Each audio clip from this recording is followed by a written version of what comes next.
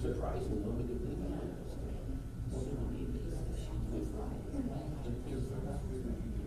That's right. If you do, you're good. How good? What is this? What's possible? You know. Is that what you know?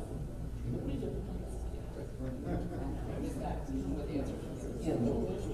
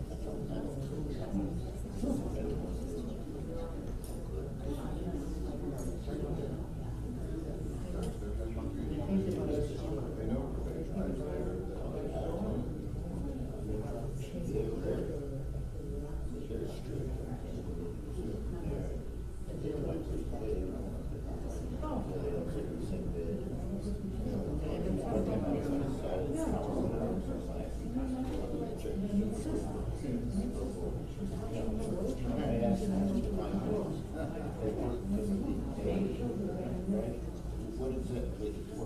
It's going to switch out.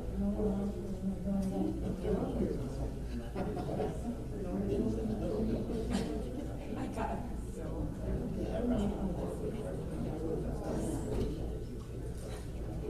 Over and over.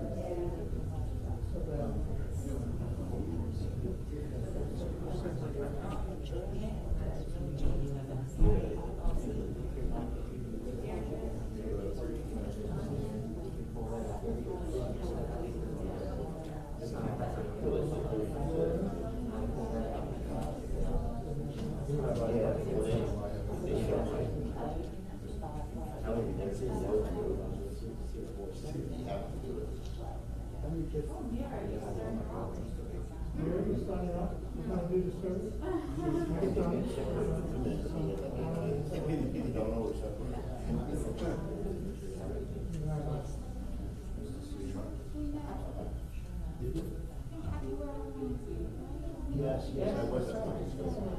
Yes, I was 2 weeks ago. Yes, that's right. I was there.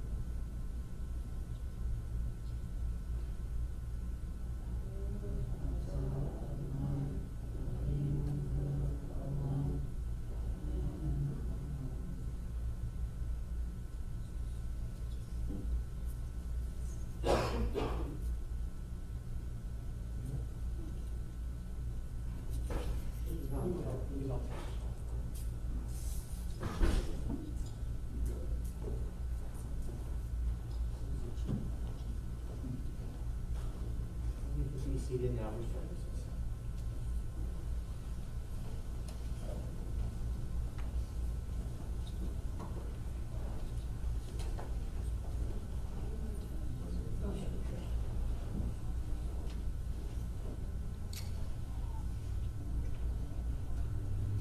Ladies and gentlemen, as we begin our services, if we could please kindly turn off all cell phones or electronic devices, or please place them on silent. Thank you.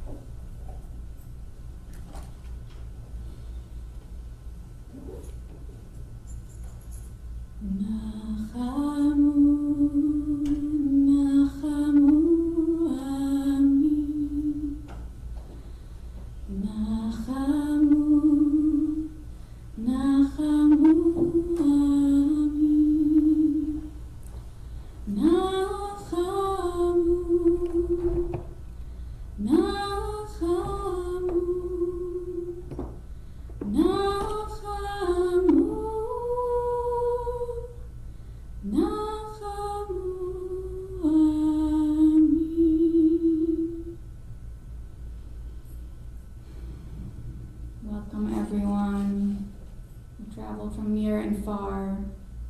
We're gathered here to celebrate the life of Marline Polak, Mariam Rivka Bat Rumal, Zichrona Livracha, beloved wife of Raymond, mother of Alicia and husband Sean, Amanda and husband Avi, Alan and wife Robin, sister of Ginger and Brian, grandmother of Gilly, Eitan, Anat, Jacob, Joshua, and Mira, and family, surrogate mother, and cherished friend to all of you gathered here today.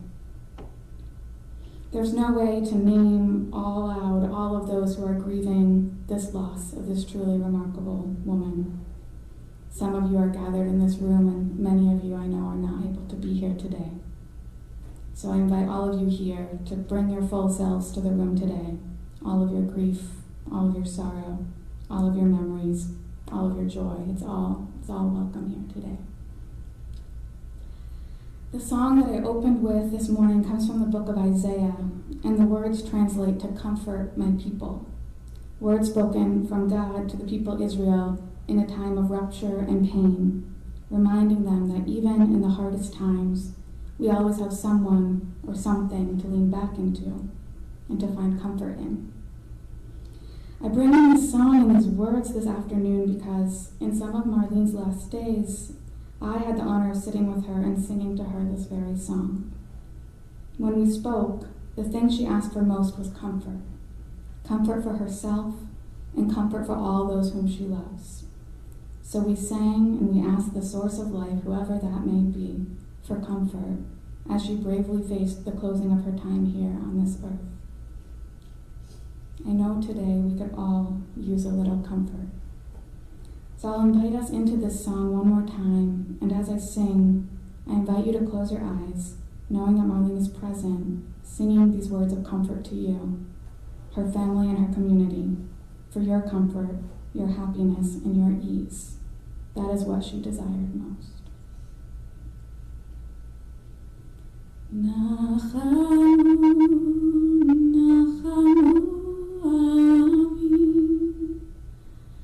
Nachamu, nachamu, amin. Nachamu, nachamu, nachamu, nachamu, amin.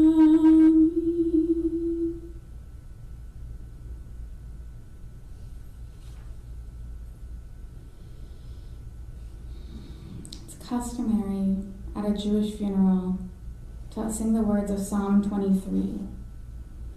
This psalm also calls in comfort. We read the words, "Though I walk through the valley of the shadow of death, I fear no harm, for you are with me. Your rod and your staff comfort me."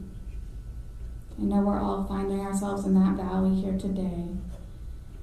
So I'll again invite us into the comfort that Marlene wanted us to feel in this time, as we call in this song, remembering that even in these scariest and most challenging of times, that comfort is there as well. Mizmor David,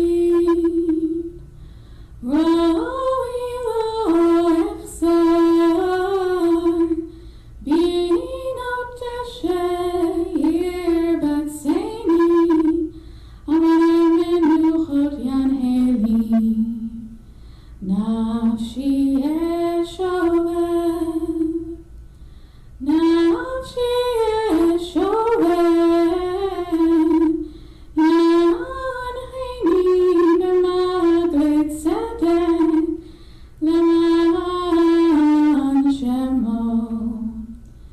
Gam ki eilech begeit zalmave lo irara ki ata imadi shiftecha umishantecha shiftecha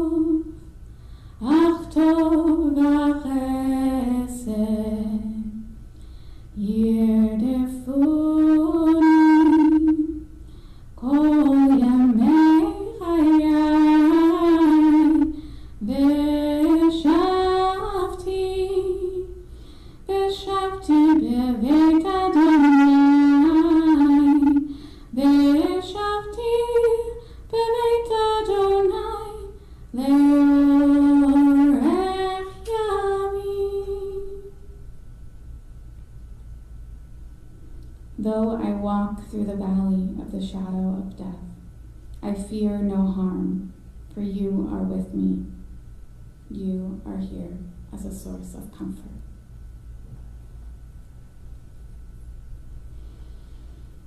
So now we've reached the moment where we get to hear from members of the family about what a wonderful and beloved wife, mother, sister, grandmother Marlene was. And so I'd like to invite up Raymond, the wife of Marlene, to say a few words.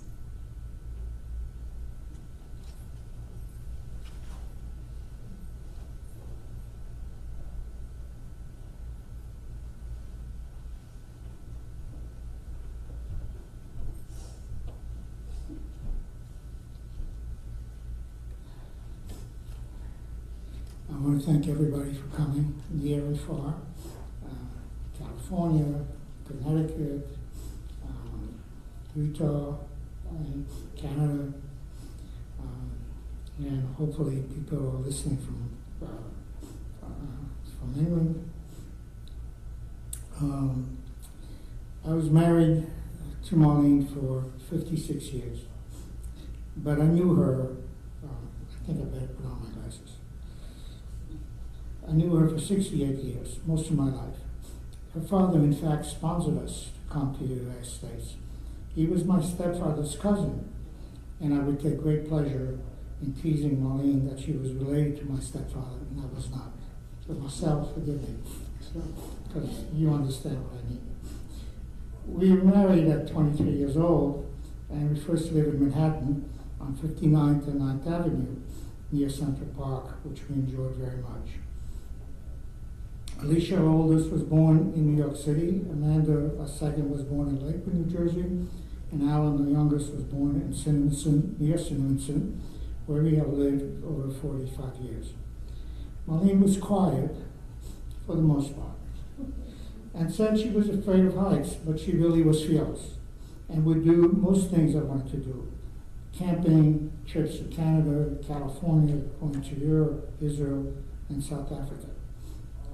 She never complained, no matter how bad the situation was, staying in cheap access accommodations in Paris and Vienna, and standing in 3 inches of snow and ice in the rain at my father's grave in the Viennese Central Cemetery. On our trip to South Africa, we were at the entrance of the Wild Animal Reserve when a troop of elephants came by, and I screamed at Alicia to turn the car left foot backwards. Marline didn't say a word. It was cool as a cucumber. That was my wife. She was a throwback to the babushkas of old. I had commuted to New York City and took over 2 hours each way for years, and she always had dinner waiting for me with the children. She loved her children and her grandchildren beyond words. They were her world, her life. When she had to go to work and put Alan in kindergarten, it broke her heart, and Alan cried for days. Forgive me, Alan. She would get upset when I carried on because someone didn't meet my expectations. And when I got into arguments, the other person would always say, "But your wife is so nice." Her last words to me were, "Be kind to others, stay in touch with your children and grandchildren." And she was worried about me to the very last. She was one of a kind and will be missed by all of us.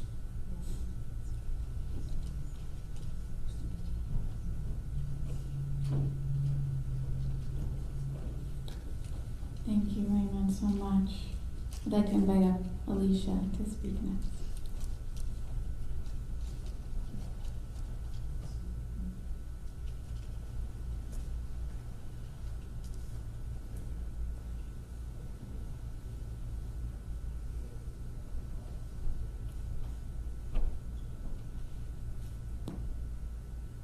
Thank you all so much for coming, and I promise to keep it short because I, like my mom, can talk a lot.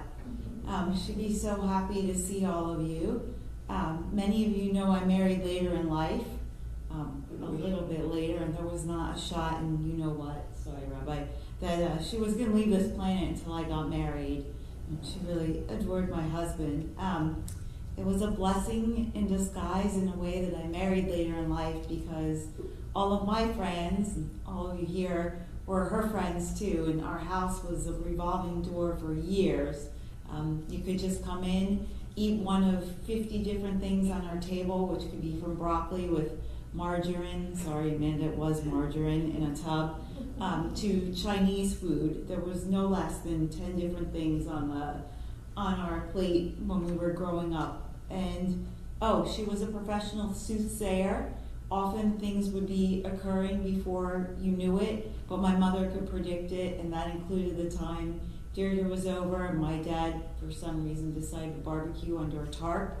She was like, Raymond, that's gonna catch on fire. But there was no wind in sight, and the minute my mom predicted a fire, the tent actually caught on fire. So I hope she continues to guide all of us with those professional soothsayer abilities.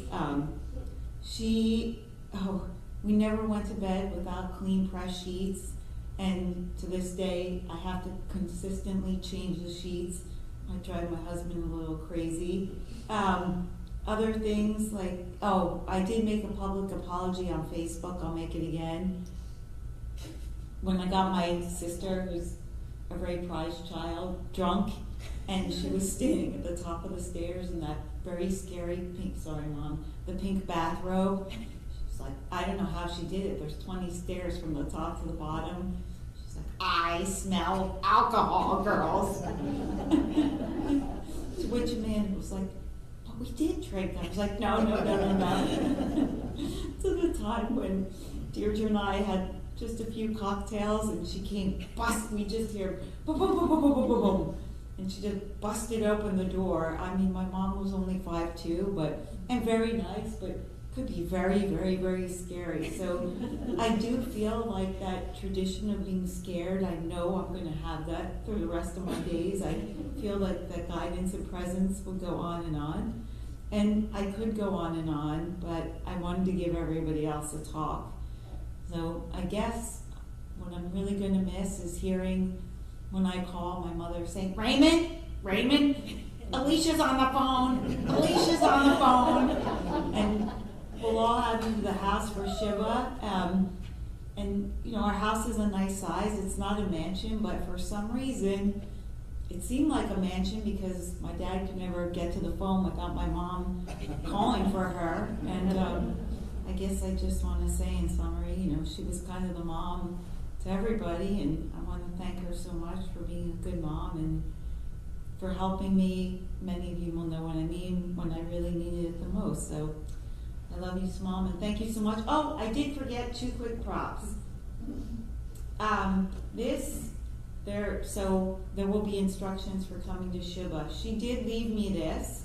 This is very specific instructions for not to mess up the Shiva platter. She left me this, front and back, for Panache Catering. And this is the itinerary that she made when they came to South Africa. Color-coded with all the tabs. And on the itinerary is not, so I made this, the itinerary. The blue is my mom's ink. And it's not about really what we saw, but it's about the food that we ate each day. So, yeah, I will miss that greatly. Thank you again all so much for coming and for your generosity to her. She loved being a part of the friend group and the family. Thank you so much, Rabbi.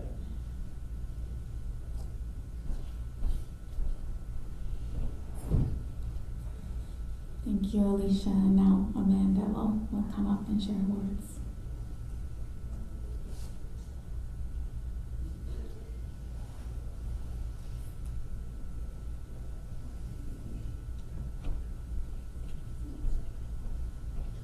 Sister's a bit of a tough act to follow, to say.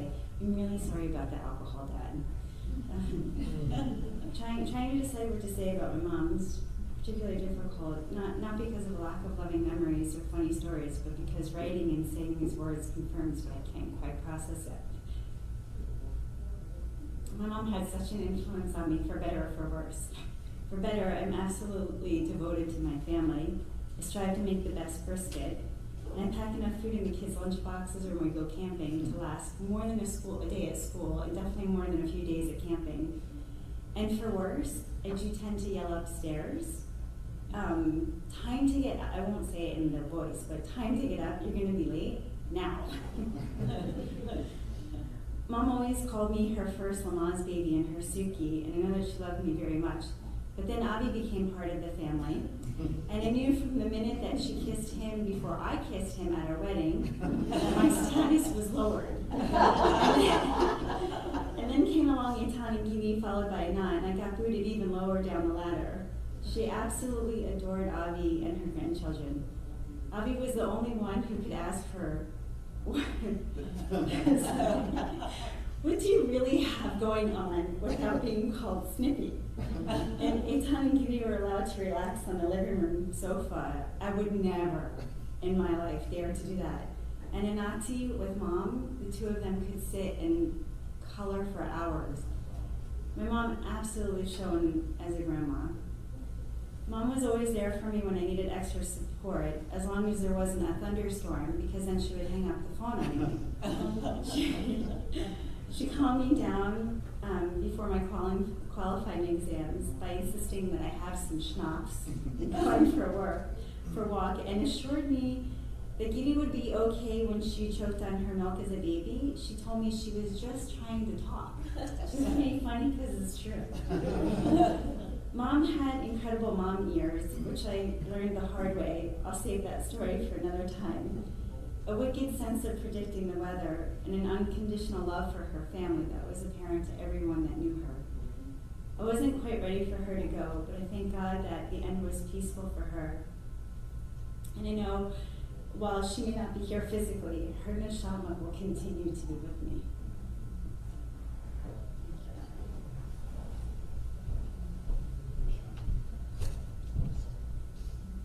Thank you, Amanda. I'd like to invite up Alan to speak next.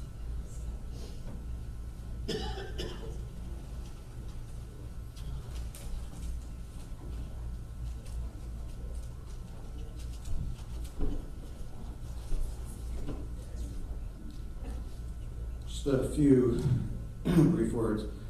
Above all else, my mother was a mother, devoted mother, and a wonderful grandmother. And wherever I was in the world, India, China, Israel, care packages would arrive. And these care packages would have all kinds of things that you would expect. And when I was in college, living in the old city of Jerusalem in a little cave, I had very few things. I had a cup and maybe a spoon, and my mother would send care packages. And one day, Robin happened to stay at my apartment. I was out of town, I was in Egypt, and Robin came and stayed in my apartment. And Robin knew me from school. We weren't dating or anything at the time. Robin knew me only as a serious person. And Robin stayed in the apartment, and she found little bottles of shampoo and little soaps and Us magazines, Entertainment Weeklies, and Star magazines. And I like to think that this was the thing that broke the wall between us and ultimately led us together. It certainly confused her, but made sense later on. She was a wonderful mother and would take me as a young child every week to Clover. For those of us who lived in the area for some time remember Clover. Take me every week for G.I. Joes. One G.I. Joe, it was a big thing at the time. I think they cost maybe $2.99 or whatever. And I remember it being a large part of my life as a young child, and I passed those G.I. Joes on to my sons. And I never thought anything of it, then it was a nice thing. And years later, my mother told me that she did it out of a sense of guilt that she had to go back to work, and it was something that she would do for me on her paycheck day, and I appreciate that. And again, she was a great mother, and she'll be missed.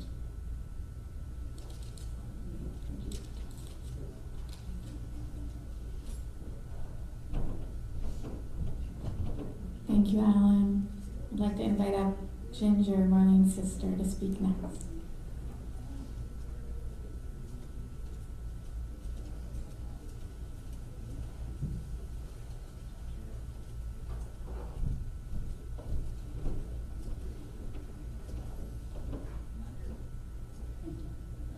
I want to thank everyone for coming.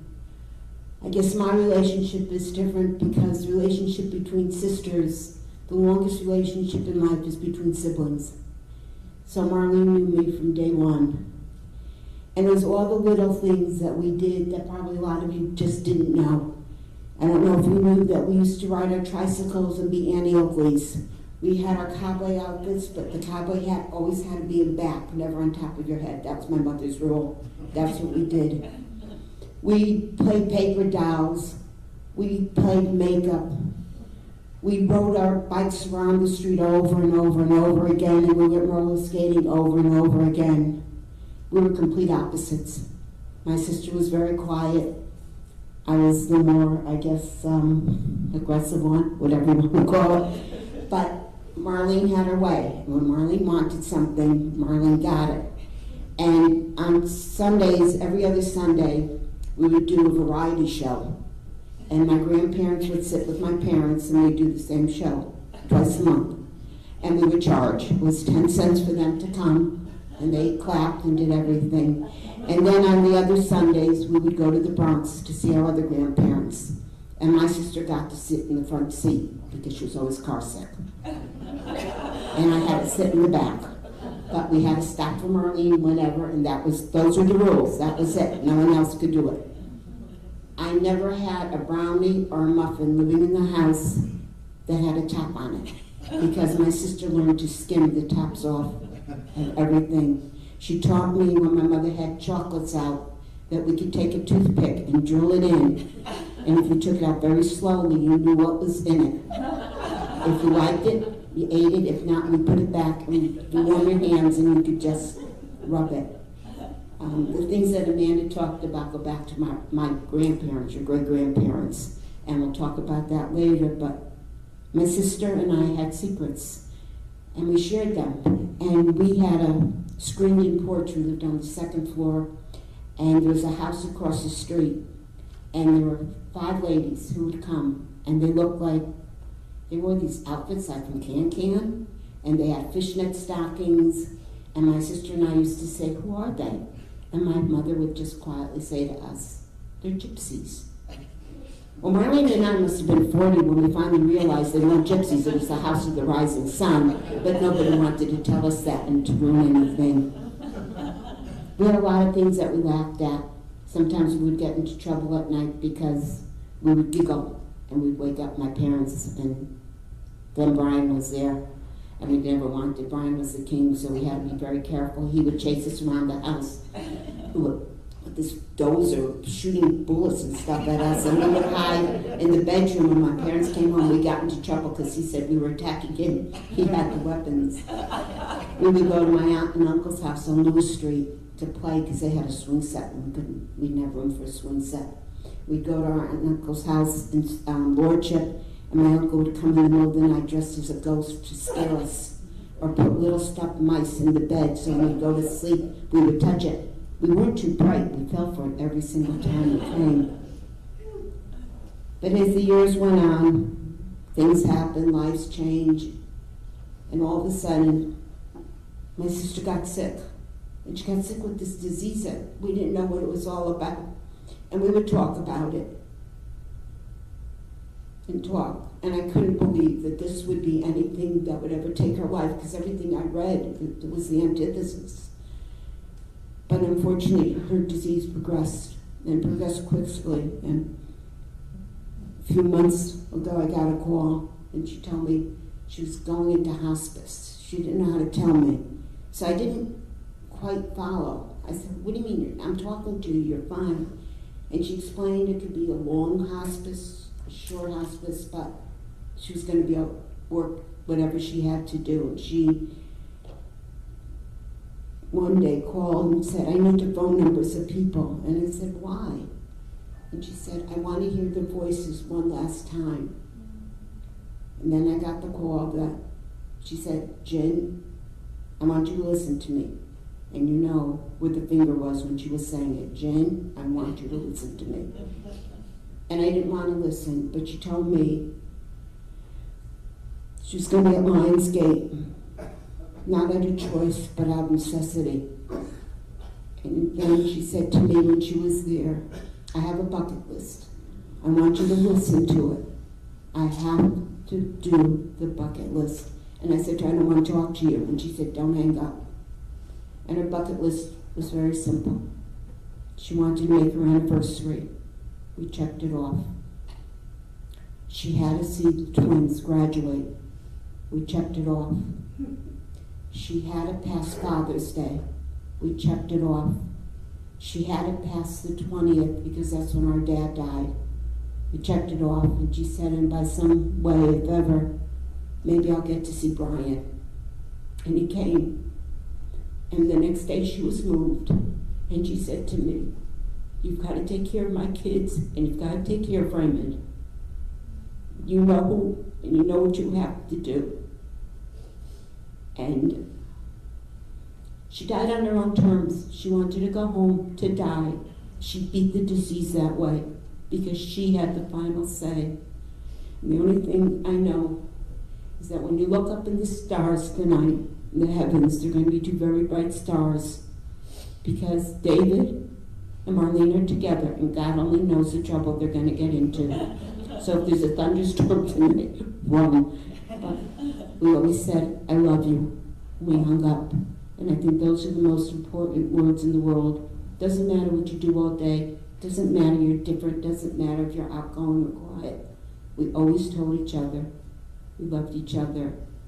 And I have the secrets. I'm the only one left. But tonight I'll share them. Thank you.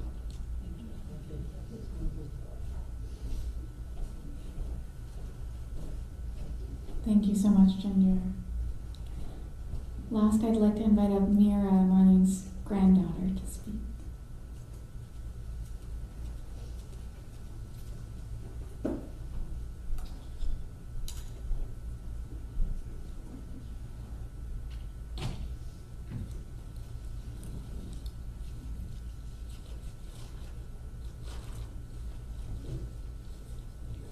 Marlene was a wonderful person and grandmother.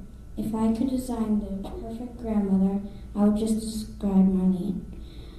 I loved her, and I know everyone here loved her too. In her life, she accomplished many things, including having 3 wonderful children. I could go on and on about how wonderful she is, but I know that it would take a long time. So, thank you for listening.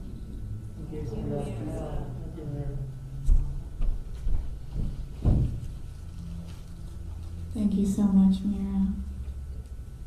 Thank you, all of you, for your words. I know I learned so much more about her, and I'm grateful for that.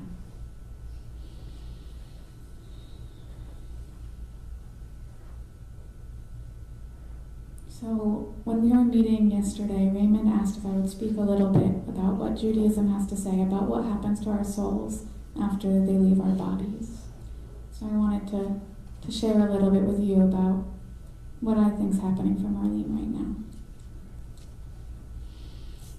The Lubavitcher Rebbe taught that death, just like life, abides by the laws of physics. And the most basic principle of physics is the first law of thermodynamics, that no energy is ever lost or destroyed. It only assumes a different form. From all that I was able to witness of Marlene firsthand, and from all that I've heard from her family, a deeply caring, generous, and loving energy pulsed through her with vigor and passion. Her being, her energetic life force, was always oriented toward how she could give the most love to the people she cared about most, and even to those who she barely knew. According to the Lubavitcher Rebbe, this energy, this life force, does not merely disappear. It transforms. The energy of love, compassion, care that pulsed through Marlene's body, it's still here. It may not be able to manifest through her physical body anymore, but that energy, it persists in the universe. And just as all energy does, it has the power to impact us in innumerable and immeasurable ways. Jewish tradition teaches that in the days following death, while the soul no longer resides within the body, it lingers, it hovers in the air to ensure that everything goes smoothly, to tend to the family who is grieving, to watch over the burial process. But ultimately, the soul can't linger so close forever. It needs to ascend to its final resting place. And for this, the soul needs our assistance. The words of the prayer I'm about to sing, El Malei Rachamim, are meant to be a guiding path for the soul, a musical laying of bricks or carving of the road, if you will, that helps the soul, step by step, ascend toward its final resting place in Gan Eden, the Garden of Eden. For the tradition teaches before we were born, we reside in Gan Eden, we reside in this perfect paradise, and after we die, we return there. So through this song, we place the soul upon the wings of the divine presence, and we sing the presence higher and higher until it reaches Gan Eden, where it may dwell in peace and comfort of everlasting life. For energy never disappears. It simply transforms or transmutes. So the love and the care and the compassion and the tenderness and the fierceness that Marlene brought into the world, that energy is currently in the process of transformation. It's in the process of leaving her body and being knit into the very fabric of the universe. And as a part of that fabric, it and she will endure forever. So we'll have two opportunities to recite this song, once here and once at the funeral. And I invite you all to rise in body or in spirit to help with her soul's ascent.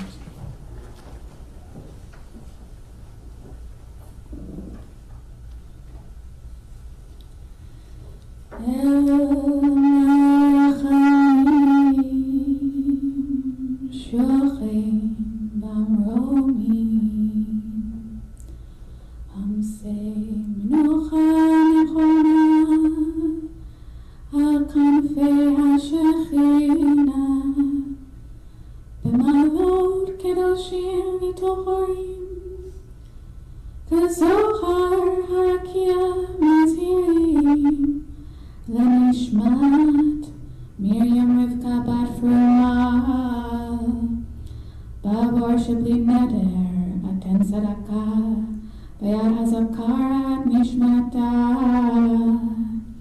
Began Eden Dehe Menuchata Lachen Bal Harachamim Yastire Har Beseter Kanafav Leolamim Beitzror HaChaim Et Nishmata Adonai Nachalata V'tenuach B'shalom HaMishkava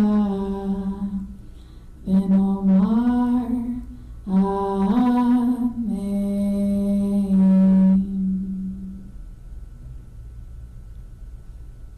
You may be seated.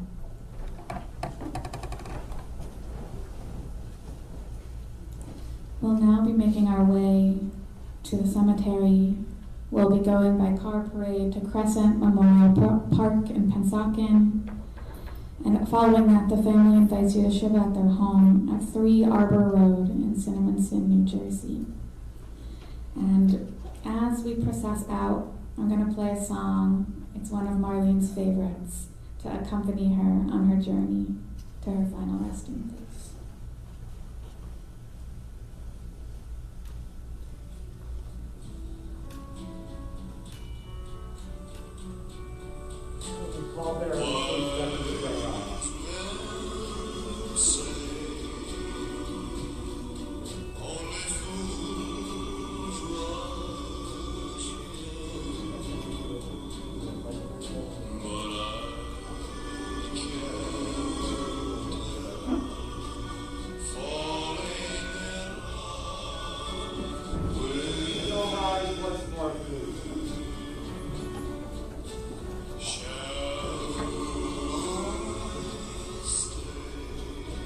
Put your inside hand on top of the wall.